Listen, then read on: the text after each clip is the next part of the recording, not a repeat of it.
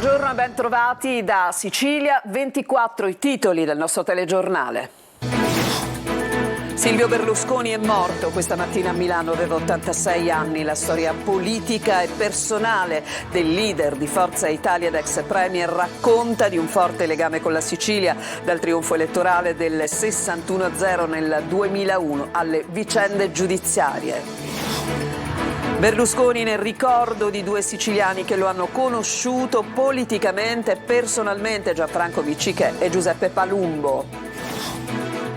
Rapinatore disarmato e bloccato a Catania da due passanti dopo il colpo in una gioielleria di Viale Mario Rapisardi. Tenta la fuga sparando con una pistola ma viene bloccato. Il complice è riuscito a scappare.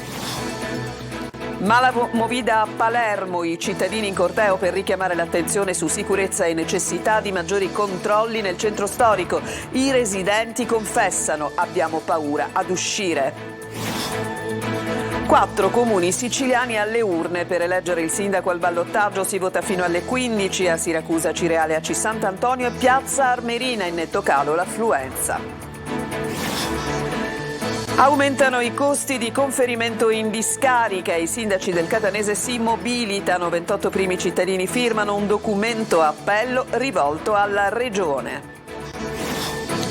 Il Catania Beach Soccer conquista la Coppa Italia sconfiggendo in finale per 3-1 il Pisa. Per i rossazzurri è il 14° trofeo della loro storia.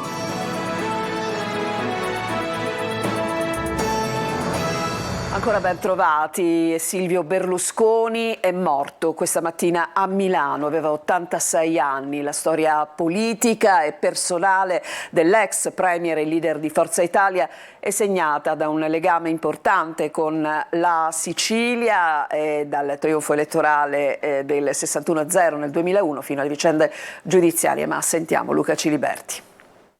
Presidente Berlusconi, chi vincerà le elezioni in Sicilia? Sicuramente noi, con una coalizione ampia. È stato per 30 anni il leader indiscusso dei moderati, il leader carismatico capace di spostare il consenso con la sua sola presenza in campagna elettorale. Silvio Berlusconi per la Sicilia ha rappresentato il cambiamento dalla discesa in campo del 1994 al 61-0 delle politiche del 2001 e poi i successi in tutte le competizioni dove Forza Italia presentava i suoi candidati. La Sicilia era letteralmente un granaio di voti per gli azzurri e i siciliani amavano Berlusconi politico e imprenditore che regalava all'isola una visione di futuro, dal 1.000.000 di posti di lavoro al ponte sullo stretto. Il primo bagno di folla in Sicilia alla Fiera del Mediterraneo a Palermo era il 20 marzo del 1994. Al suo fianco c'erano i fedelissimi di Publitalia 80, Marcello Dell'Utri e Gianfranco Miccichè. 6 giorni dopo, le elezioni politiche confermavano l'intuizione del Cavaliere. Dentro il boom di Forza Italia che avrebbe cambiato la storia politica dell'Italia ci stava il plebiscito dell'isola. 21% il dato nazionale, 34% quello siciliano. Nel 1996 arriverà al suo fianco anche Renato Schifani. Storica poi la vittoria del centrodestra alle politiche del 2001 quando si votava con il Mattarellum. Il 61 collegi uninominali, 41 alla Camera e 20 al Senato furono vinti dalla coalizione guidata proprio da Silvio Berlusconi. A Catania, nell'epopea berlusconiana, il sindaco fu il professore Umberto Scapagnini, di origini napoletane e medico personale del Cavaliere. Per lui arrivò al porto anche la nave delle libertà. Negli ultimi anni Forza Italia aveva perso consenso, lasciando spazio alla Lega e a Fratelli d'Italia. La Sicilia era stata scelta lo scorso anno per la candidatura a Marsala dell'ultima sua compagna Marta Fascina, tra i malumori di tanti, e pochi mesi fa la nomina del nuovo commissario del partito in Sicilia, Marcello Caruso, al posto del suo tanto amato Gianfranco Miccichè. Ma la storia di Berlusconi in Sicilia sarà ricordata anche per le vicende giudiziarie come la condanna del suo ex braccio destro Marcello Dell'Utri e del senatore Antonio D'Alì. L'ultima visita a Palermo di Berlusconi è stata infatti in tribunale, dove si avvalse della facoltà di non rispondere. Non sono soltanto l'uomo politico che ha presieduto 3 G8, nessun altro mai ci è arrivato, sono anche il mortale, arriverò a 120 anni, ma sono ancora mortale, sono il mortale che ha avuto più processi nella storia dell'uomo e anche credo nella storia degli extraterrestri, se anche loro avranno una cosiddetta giustizia che li giudica. E adesso sentiamo un ricordo di Silvio Berlusconi attraverso le parole di due siciliani, storici compagni di viaggio dell'ex premier nel suo percorso politico in Sicilia, e non solo, l'ex presidente dell'Arsa Gianfranco Miccichè e l'ex deputato nazionale Giuseppe Palumbo, in Parlamento per 5 legislature con Forza Italia nei primi anni della fondazione del partito. Le interviste sono di Luca Ciliberti. Onorevole Miccichè, lei ha passato tutta la sua vita praticamente accanto al Cavaliere, prima la carriera professionale, poi quella politica. Che ricordo ha dell'uomo? È stato talmente importante che non posso che piangere una delle persone che mi ha costruito, che mi ha fatto, come dire, ci sono stati mio padre e mia madre ovviamente, ma poi dal punto di vista lavorativo e politico non c'è dubbio che il padre che ho avuto si è chiamato Silvio Berlusconi. Berlusconi, tra tutti i pregi, probabilmente, secondo chi lo amava, ha avuto quello di regalare una visione a questo Paese. Lei è d'accordo? Più di una visione. Ma il famoso meno tasse per tutti fu una visione studiata, e studiata non con personaggini come si fa oggi, presi dai giochi delle discoteche o dai rivenditori di bibite allo stadio, che è sempre stata una sua fissazione, quella di avere attorno a sé il meglio che si potesse avere. Se il Paese l'avesse capito e l'avesse seguito, oggi questo Paese sarebbe in uno stato di sviluppo certamente più avanzato. Lo ricordo e lo ricorderò sempre, non solo con l'affetto e con l'amore che mi sono spontanei, ma con il pensiero di essere stata accanto alla persona più importante che ci sia stato veramente negli ultimi secoli in questo Paese. È uno dei ricordi, dei primissimi ricordi che ho di Berlusconi, quando ci consegnò a tutti i candidati nel 94, quando ebbero quel clamoroso risultato in Sicilia del 61-0, che era l'Italia che ho in mente e su cui tutti noi ci siamo documentati e istruiti negli anni per me 20 della politica fatta in Parlamento. L'ho conosciuto sempre come un uomo e l'ho apprezzato come un uomo che molti non conoscono, molto generoso e molto attaccato alla sua nazione. Chi gli è stato vicino ha saputo sempre qual era il vero Berlusconi e che cosa ha fatto per la nostra nazione.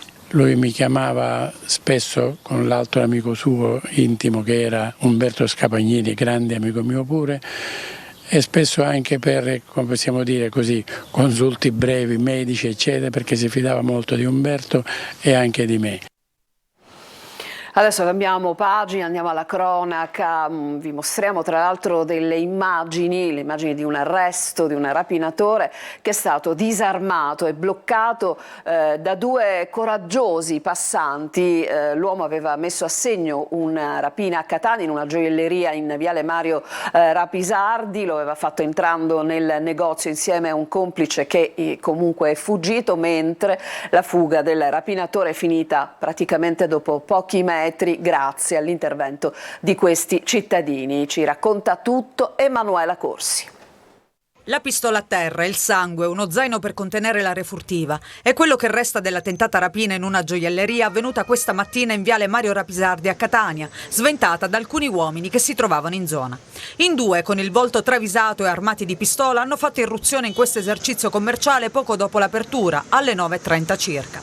Sono state le urla della commessa a mettere in allarme il quartiere, come ci raccontano alcuni testimoni. Non ho visto niente, ho visto solo una ragazza che gridava, sarà che era la commessa, e pensavo che era una lite veramente. Invece è successo, dice, una rapina. Ma non ha sentito neanche colpi di pistola? Colpi di pistola sì. Sì, abbiamo sentito tutte quelle che due colpi. Io ho paura di queste cose, infatti questo ci sto dicendo, che ora ho paura, pure a lavorare. Uno dei rapinatori ha esploso alcuni colpi di pistola in aria durante la fuga, che è finita dopo pochi metri qui, in via Mandrà, dove due uomini si sono avventati su di lui, riuscendo a disarmarlo e a bloccarlo in attesa che arrivasse la polizia. Durante la colluttazione uno degli uomini si sarebbe ferito, come dimostra il sangue a terra, ma non in maniera grave. La scena dell'arresto è stata ripresa da alcuni presenti, come vi mostriamo in questo video amatoriale. Tra i presenti non solo paura, ma anche ammirazione per il gesto di grande coraggio di chi ha fermato il rapinatore armato di pistola. Un complimento a chi è intervenuto, è stato veramente coraggioso. Non si è capito cosa stava succedendo, ecco, tutto qua. Poi l'abbiamo capito dopo, quando sono intervenuti quei passanti che sono entrati in colluttazione con il rapinatore e poi sono venute le guardie. Intanto la polizia indaga per risalire all'identità del complice, che è riuscito a fuggire. Sul posto presente anche la scientifica per i rilievi. Adesso andiamo a Palermo, corteo contro la mala movida in città, un corteo fatto apposta per chiedere maggiori controlli, per mettere luce su quello che è il problema sicurezza in centro storico la sera. I cittadini sono spaventati, confessano per l'appunto di avere timore ad uscire. Ma sentiamo Marco Gullà. Abbiamo paura, nemmeno possiamo permetterci di uscire la sera. Un residente del centro storico di Palermo parla così, quasi terrorizzato da cosa succede nel cuore della città quotidianamente.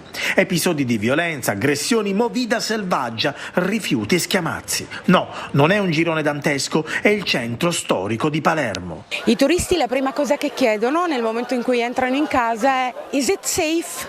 È sicuro? Perché chiedono questo? Sicuramente a Düsseldorf o a Dublino non credo lo chiedano. Questa mattina corteo di protesta da parte di residenti e associazioni. Si chiedono controlli per la sicurezza e per contrastare il disturbo della quiete pubblica per la musica diffusa di notte, anche e soprattutto dagli abusivi, in particolare alla Vucciria. Non è solo con l'aumento delle forze dell'ordine che non c'è, con le misure repressive che si affronta il tema, lo si può affrontare solo se come diciamo sempre c'è un esercito di educatori e di educatrici che stanno nei luoghi dove i ragazzi si riuniscono. Si può cambiare in due sensi: uno, nell'immediato una repressione chiaramente che non sia troppo violenta, perché è chiaro che c'è una capacità attrattiva dei locali, cioè la movida ha una sua capacità attrattiva, ha una sua capacità economica e quindi va preservata e non totalmente repressa. Dall'altro lato invece, nel senso culturale, bisogna fare crescere, specialmente nelle giovani generazioni, quella che è il valore del bello, il valore dei siti UNESCO che abbiamo, il valore della storia del centro storico. Ma non solo movida, perché il centro storico è diventato soprattutto violento. Sentite cosa ci racconta questa donna. Guardi, io ho assistito allo scippo di una turista che sono stati presi subito proprio davanti alla cattedrale. Io sono stata aggredita l'altra sera dopo anni che vivo nel centro storico e non mi era mai successo da parte di un tossico. Cosa le ha fatto? Mi ha chiesto e mi ha intimato i soldi, altrimenti mi sgozzava, però io mi sono messa a urlare, c'erano delle persone e sono venute in mio soccorso e lui è scappato, ma era un tossico che sicuramente si fornisce lì in zona. E adesso alle agenzie. Il GUP di Catania, Luigi Barone, accogliendo la richiesta della Procura, ha rinviato a giudizio Leonardo Fresta, il panificatore di 41 anni accusato di avere ucciso la convivente Deborah Pagano, 32 anni, nel luglio del 2022 nella loro abitazione a Macchia, una frazione di Giarre. Secondo l'accusa, l'uomo segnalò la morte della donna dopo un giorno e mezzo dal decesso. Fresta si è sempre dichiarato innocente. Adesso alle amministrative, ancora poco tempo per continuare a votare per eleggere il sindaco nei 4 comuni interessati appunto oggi dal ballottaggio. Il servizio. Affluenza in calo nei 4 comuni della Sicilia dove si vota per i ballottaggi delle amministrative: Siracusa, Piazza Armerina, Acireale ed Aci Sant'Antonio. Alla chiusura dei seggi alle 23 aveva votato il 31,22% degli aventi diritto, con una flessione del 14,67% rispetto alle precedenti consultazioni, in cui si era registrata un'affluenza del 45,88%. In particolare a Siracusa ha votato il 29,29% degli elettori, con un calo del 13,11% rispetto alla precedente tornata elettorale. Seggi riaperti alle 7 di questa mattina per chiudere definitivamente alle ore 15. Subito dopo cominceranno le operazioni di spoglio. A Siracusa il confronto è tra Ferdinando Messina con le sue 7 liste, tra cui DC, MPA, Lega e Fratelli d'Italia, e Francesco Italia, sostenuto da 4 liste civiche. Nel catanese, ad Acireale, bisogna scegliere tra Roberto Barbagallo, candidato di liste civiche, tra cui alcune espressioni di centrodestra, in particolare Forza Italia, e Nino Carozzo, candidato di Fratelli d'Italia, Sud Chiama Nord, Lega e DC. Ad Aci Sant'Antonio si sfidano Quintino Rocca e Giuseppe Santamaria, il primo candidato civico, il secondo sostenuto da DC e Forza Italia. In provincia di Enna al ballottaggio c'è Piazza Armerina. Il sindaco dovrà essere scelto tra Nino Cammarata, sostenuto da UDC e Fratelli d'Italia, e Massimo Di Seri, che vede l'appoggio di DC, Forza Italia e Sud Chiama Nord. Adesso ci fermiamo per una pausa, ma torniamo tra poco.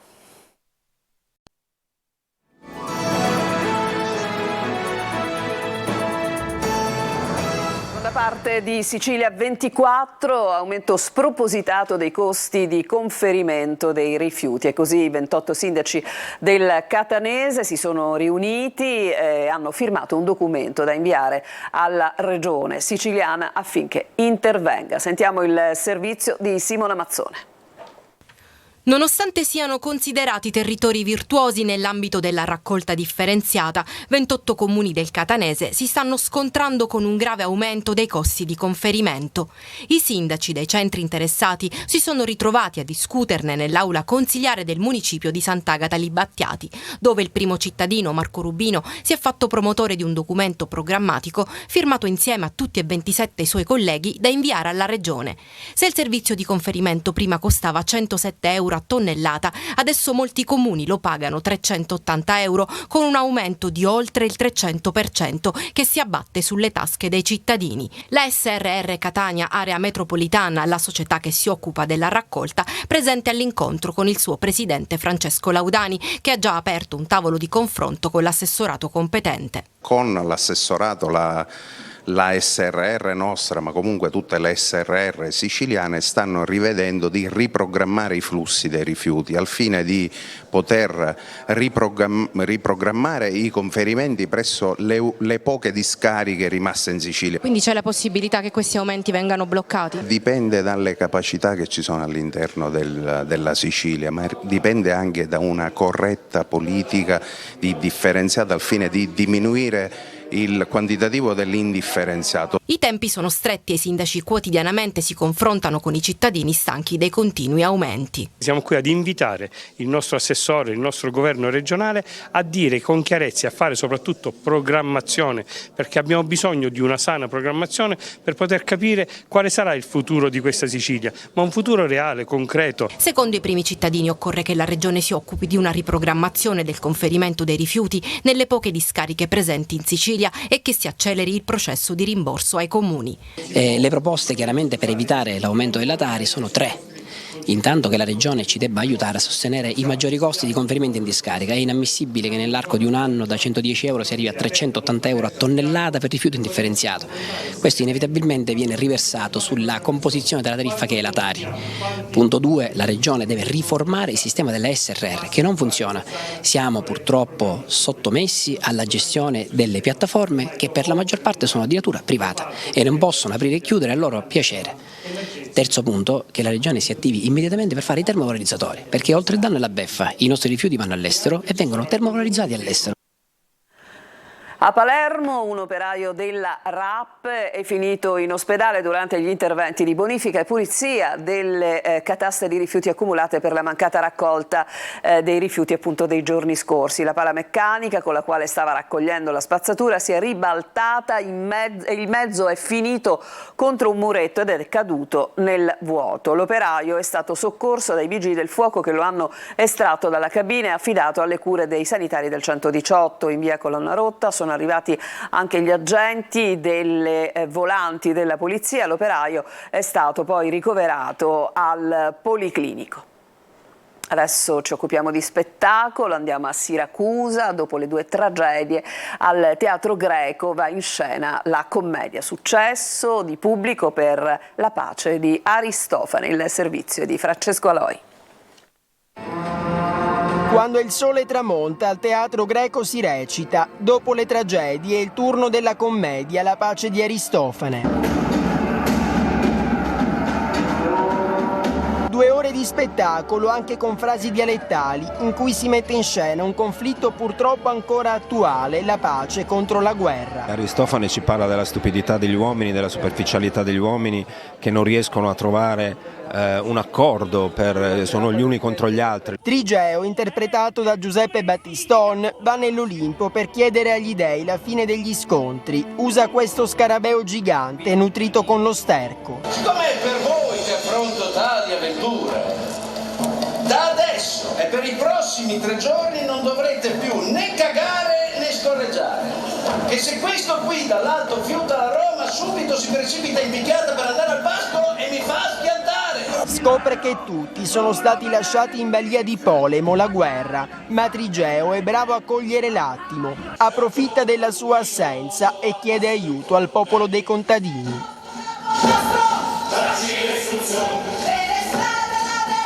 Così insieme liberano la pace, con lei anche Opora, dea dei frutti, e Teoria, dea delle feste.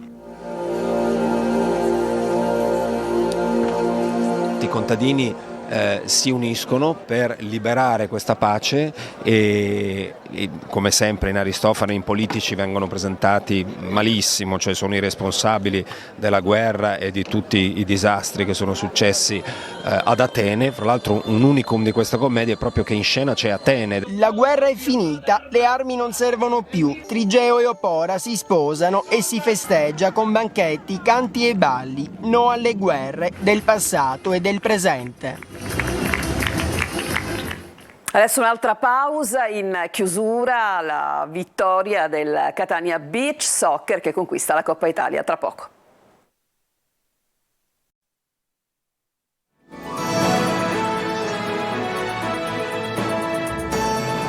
In chiusura di telegiornale ci occupiamo del Catania Beach Soccer che conquista la Coppa Italia sconfiggendo 3-1 il Pisa. Rossazzurri centrano così il 14° trofeo della loro storia e lanciano la sfida in vista del campionato. Marco Carli.